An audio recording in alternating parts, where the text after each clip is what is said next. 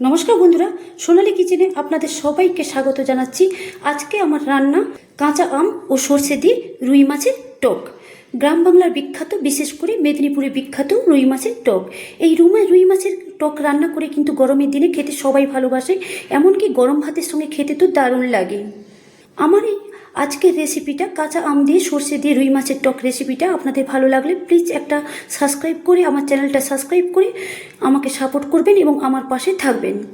বিশেষ করে মেদিনীপুরে যেভাবে কাঁচা আম দিয়ে রুই মাছের টক রান্না করা হয়, আমি সেইভাবেই কিন্তু রুই মাছের টক রান্না করে দেখাচ্ছি। চলুন দেখে নেওয়া যাক আমার এই কাঁচা আম সর্ষে দিয়ে রুই মাছের টক রান্নাটা। কাঁচা আম দিয়ে রুই মাছের টক রান্না করার জন্য আমি নিয়েছি এখানে 4 পিস রুই মাছ। তো আমি 2 কেজি রুই মাছের প্রায় 4 পিস আমি রুই মাছ নিয়েছি। রুই মাছগুলোকে আমি ভালো করে ধুয়ে পরিষ্কার করে নিয়েছি আমি কাঁচা আম। একটা কাঁচা আম কেটে আমি ফালি ফালি করে নিয়েছি, 5 পিস করে নিয়েছি। আর নিয়েছি একটু মিষ্টি কুমড়ো, প্রায় 250 থেকে 300 গ্রাম মিষ্টি কুমড়ো নিয়েছি, অল্প নিলেই হবে।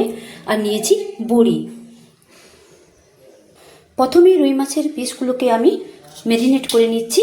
তার জন্য আমি নিয়ে নিচ্ছি লবণ, পরিমাণ মতো লবণ নিয়ে নিলাম। দিয়ে দিলাম হলুদ, দিয়ে দিলাম একটু সর্ষের তেল,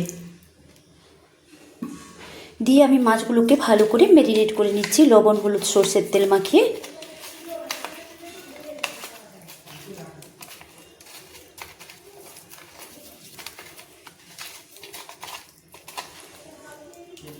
এই পাশ ও পাশ আমি 2 পাশ ভালো করে মাখিয়ে নিচ্ছি।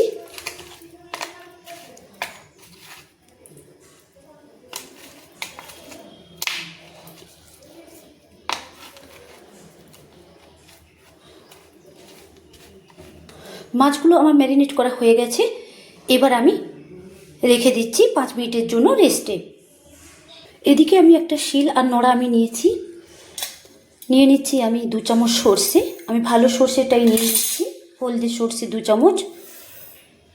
এবার এটাকে আমি শিল নোড়াতে বেটে নেব।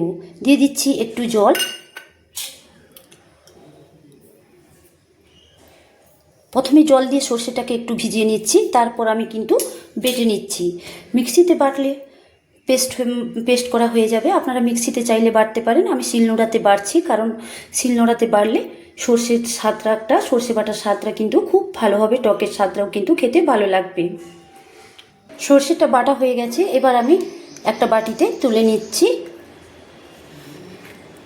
একটু স্মুথ করে বেটে নিতে হবে, তাহলে কিন্তু টকটা দেখাবেও ভালো এবং খেতেও ভালো লাগবে।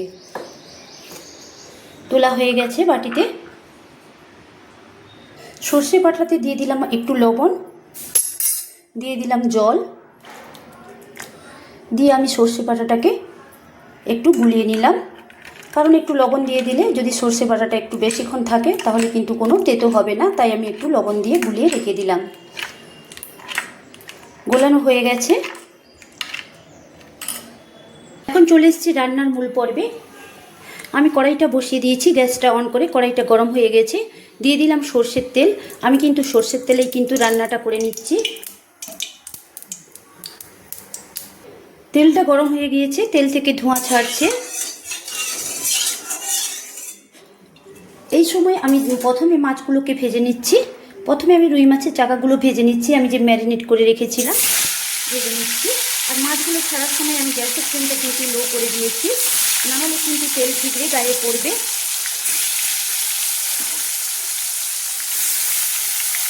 এবার আমি মাছ ভেজে নেওয়ার জন্য গ্যাসের ফ্লেমটা মাঝারি ফ্লেমে করে দিচ্ছি, লো থেকে। মাছগুলোকে আমি তেলটা নেড়ে চেড়ে আমি এইভাবে কিন্তু ভেজে নিচ্ছি। 1 পিঠ ভাজা হয়ে গিয়েছে, এবার আমি মাছগুলোকে উল্টে দিচ্ছি।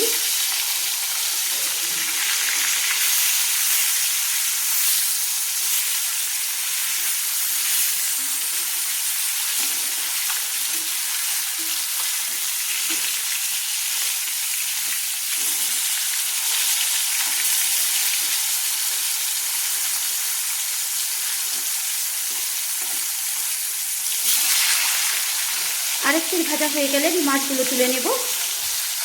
মাছগুলো 2 পিঠ ভাজা হয়ে গিয়েছে, এবার আমি তুলে নিচ্ছি একটা ট্রেতে।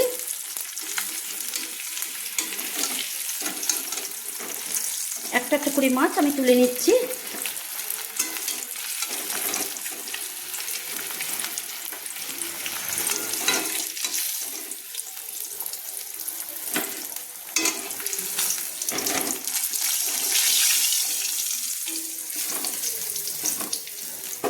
মাছগুলোকে ভেজে কিন্তু দেখুন আমি একটা ট্রেতে তুলে নিয়েছি। এই মাছ ভাজার তেলে আমি কিন্তু ভেজে নিচ্ছি বড়িগুলো।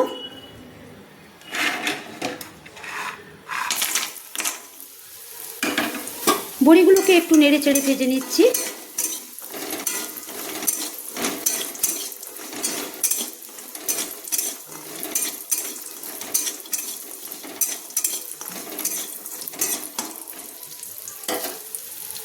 বড়িগুলো ভাজা হয়ে গেছে, এবার আমি একটা চামচ দিয়ে তুলে নিচ্ছি।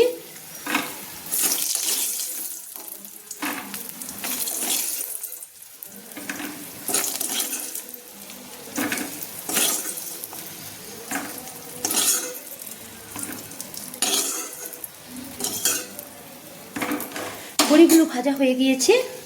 বড়ি ভাজার তেলে আমি ভেজে নিচ্ছি মিষ্টি কুমড়োগুলো। আমি প্রায় 250 থেকে 300 গ্রাম মিষ্টি কুমড়ো কেটে রেখেছিলাম, এইরকম ডুমো ডুমো করে কেটে রেখেছিলাম।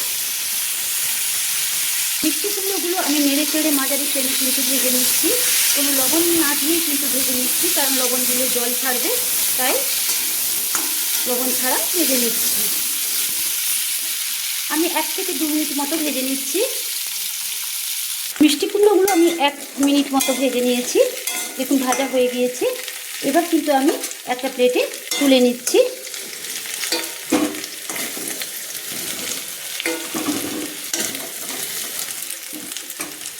রান্নাটা করে নেওয়ার জন্য দিয়ে দিচ্ছি তেল।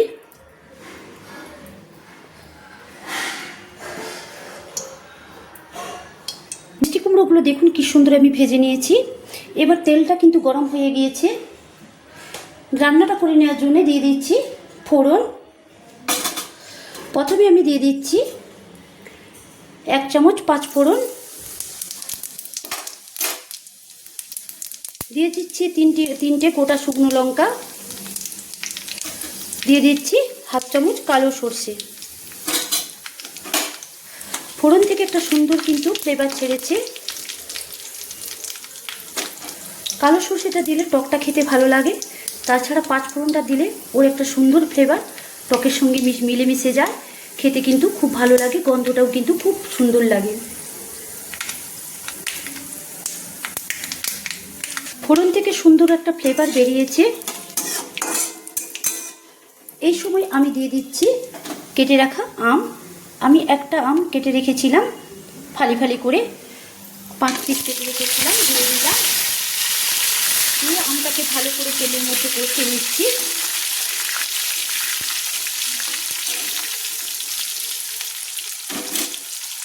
দিয়ে দিচ্ছি আমি লবণ পরিমাণ মতো, দিয়ে দিচ্ছি আমি পরিমাণ মতো হলুদ, দিয়ে ভালো করে নেড়ে চেড়ে নিচ্ছি।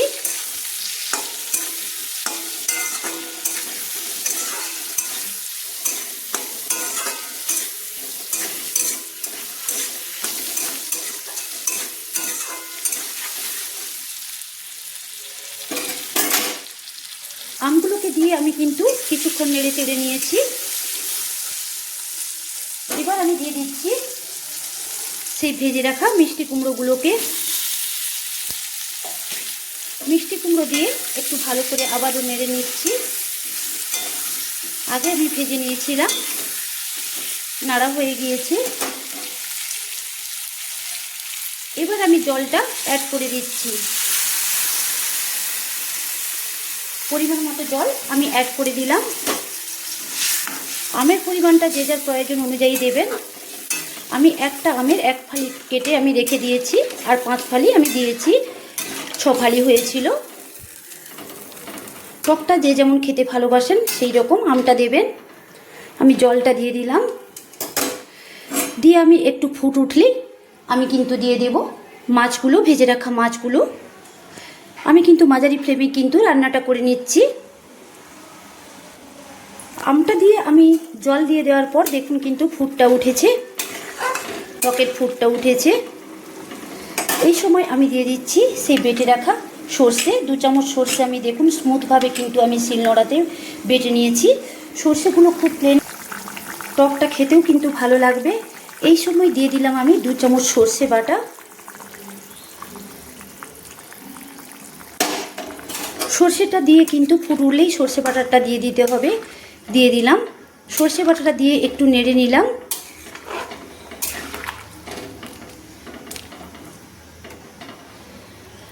সর্ষে বাটাটা দিয়ে নেড়ে নিয়ে আমি আবারও ফুট ওঠার জন্য আমি কিন্তু অপেক্ষা করছি। আমি কিছুক্ষণ রান্না করে নিচ্ছি। ফুট উঠলেই কিন্তু সর্ষে বাটাটা দিয়েছি, এবার ফুট উঠলেই কিন্তু আমি ভেজে রাখা মাছগুলো আর বড়িগুলো আমি দিয়ে দেব টকের মধ্যে। টকের মধ্যে দেখুন ফুট উঠেছে। সর্ষে বাটা দেওয়ার পরে কিন্তু দেখুন টকের ফুট উঠেছে। এই সময় আমি দিয়ে দিচ্ছি ভেজে রাখা মাছগুলো। ভেজে রাখা মাছগুলো আমি কিন্তু দিয়ে দিচ্ছি টকের মধ্যে।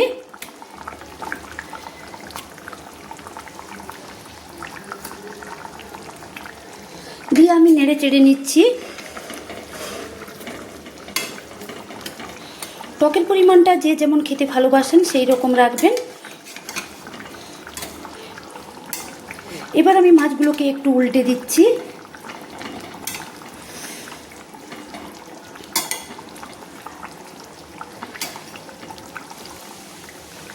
এবার আমি দিয়ে দিচ্ছি সেই ভেজে রাখা বড়িগুলো আমি দিয়ে দিলাম।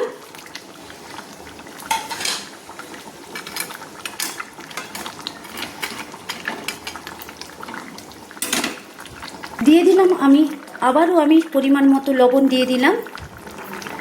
আমি কিন্তু আম কষানোর সময় আমি কিন্তু লবণ দিয়েছিলাম, এখন আমি লবণ দিলাম। দিয়ে ভালো করে একটু নেড়ে চেড়ে নিলাম বড়ি আর মাছ লবণ দিয়ে। মাছ আর বড়িগুলো দিয়ে আর লবণ দিয়ে আমি ভালো করে কিন্তু মিক্সড করে নিয়েছি। এবার আমি কিছুক্ষণ রান্না করে নিচ্ছি, প্রায় 3 থেকে 4 মিনিট মতো আমি রান্না করে নিচ্ছি। 3 থেকে 4 মিনিট পর ফিরে এসে দেখাচ্ছি আমার বিশেষ করে গ্রাম বাংলার বিখ্যাত টক, বিশেষ করে মেদিনীপুরে যেমন টক রান্না করা হয় আমি সেভাবেই কিন্তু টকটা রান্না করে দেখাচ্ছি। এইভাবেই কিন্তু মেদিনীপুরে মাছের টক, কাঁচা আম দিয়ে মাছের টক কিন্তু রান্না করা হয় সর্ষে দিয়ে। তো 3-4 মিনিট পর আমি ফিরে এসেছি। মাছ আর বড়িগুলো দিয়ে কিন্তু আমি 3-4 মিনিট আমি কিন্তু মাঝারি ফ্লেমে রান্না করে নিয়েছি। দেখুন কি সুন্দর হয়েছে এই মাছের টকটা। আমি একটু নেড়ে দেখাচ্ছি। এইভাবে কিন্তু মেদিনীপুরে, বিশেষ করে মেদিনীপুরে এইভাবে মাছের টক রান্না করে ভাতের সঙ্গে কিন্তু পরিবেশন করে নেয়।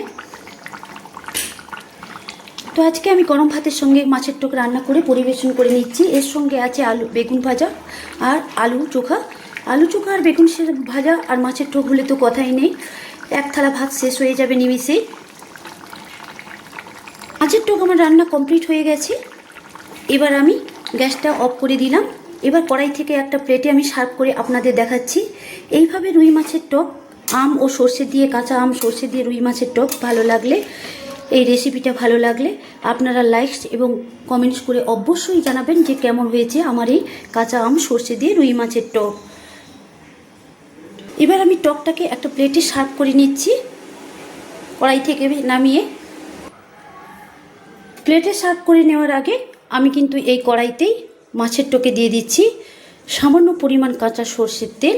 এই কাঁচা সর্ষের তেলটা দিলে কিন্তু টকের স্বাদটা আরও দুর্দান্ত বেড়ে যাবে। দিয়ে দিলাম।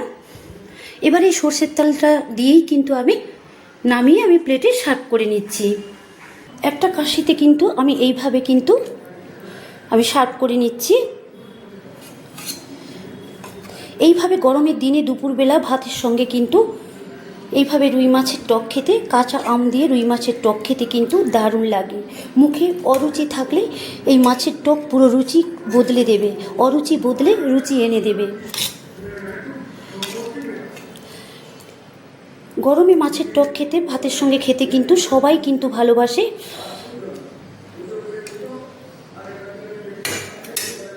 দেখুন আমি গ্রেভিটা কিন্তু এইভাবেই রেখেছি, টকের রসটা।